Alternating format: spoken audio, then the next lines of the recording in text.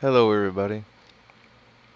This is Freakin' Rican from Freakin' Rican News Network, and this is part two of the story that I was working on about the ATV crash where the cop tased the 15-year-old on the ATV and made him crash into a truck.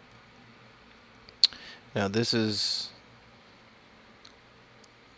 the update of the trooper's past and his past disciplinary problems. So I'm gonna let this play. Our big story tonight, digging deeper into a deadly ATV crash. 7 investigators obtained 25 hours of police video linked to the death of a teenager tased by a state trooper. He flipped. Yep. Tell them there's an accident.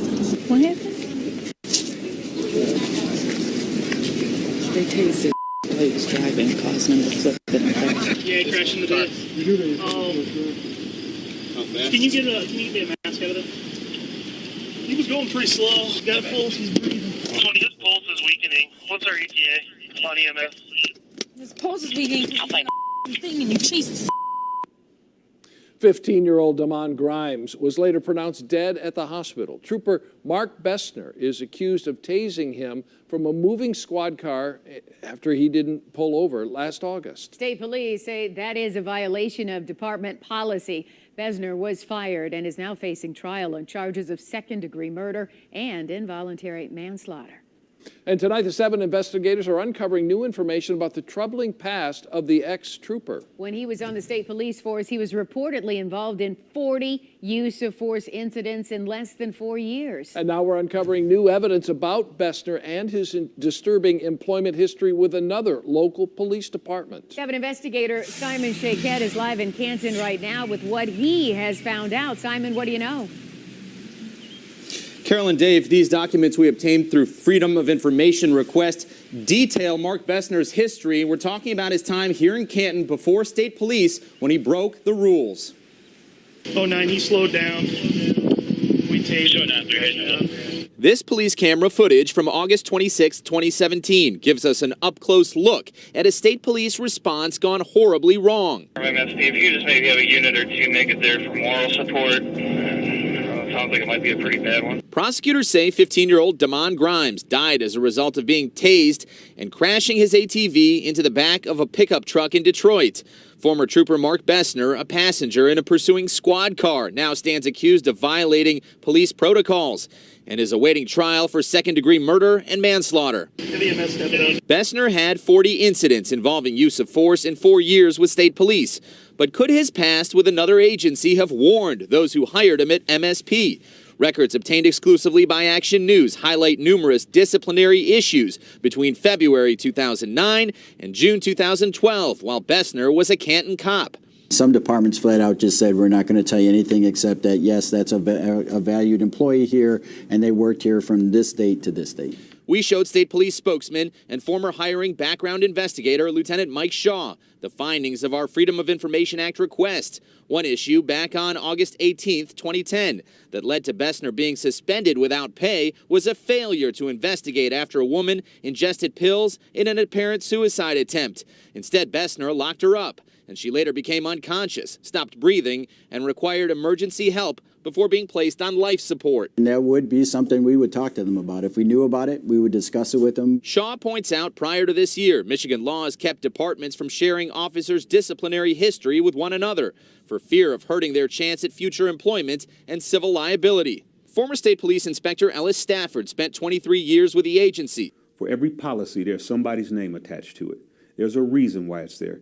We also showed him discipline against Bessner from February 2010 when he left his post without permission from Canton PD for a high-speed pursuit without activating lights and sirens. Oh, that's incredibly dangerous. You have to, if you're in a pursuit, by law, by statute, you have to have both audible and visual signs to alert the public. Bessner also caused hundreds in damage to his own police cruiser, driving distracted on his laptop and slamming into a light pole. In addition, records show numerous citizen complaints, including rude conduct, alleged dishonesty, and alleged racial profiling. If you'd like to see the full report of Bessner's history with Canton, we have posted it online. Just go to our website, WXYZ.com. Reporting live in Canton, Simon Shakette, 7 Action. So, you see, he had a very checkered past.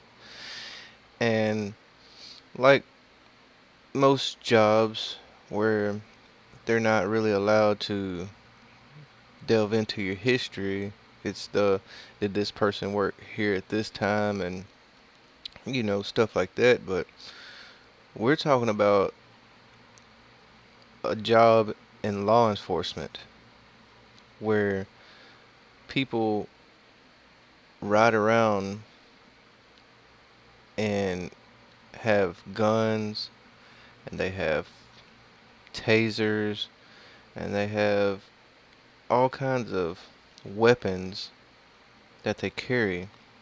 And I don't think it's wrong to find out a person's past when it comes to something like that. You're putting these people in charge with protecting the community, but at the same time, we should know if they've hurt the community. I mean, even as a partner, a fellow officer, you would think that the fellow officer would know that, or would want to know if the person that they're working with has had problems in the past. So by them not doing a background check puts other people's lives in danger on top of the partner's lives in danger. And if we as civilians can do a FOIA request and get all this information, and then the people that are hiring him to go around with a gun and a taser and stuff like that, then there should be a standard. It should be different if you're gonna go into that kind of line of work. And this is their webpage, and I'll put a link in the description so you can come through, and when you get on this page, come down to the very bottom and click on this right here, and it'll bring up 36 pages of reports of this guy.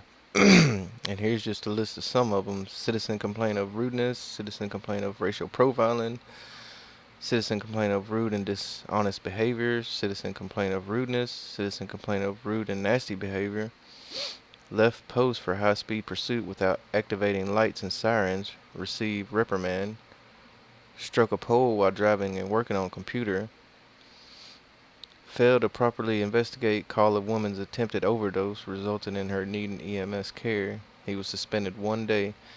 1 day that woman got put on life support, and he was suspended 1 day. Citizen complaint of rudeness, citizen complaint of rudeness. And this is, in this time frame, he had over 40 complaints. But I'll put a link to the description, or a link in the description, and you get on this page, you go to the very bottom, and you click on this, and it'll pull up like 36 pages.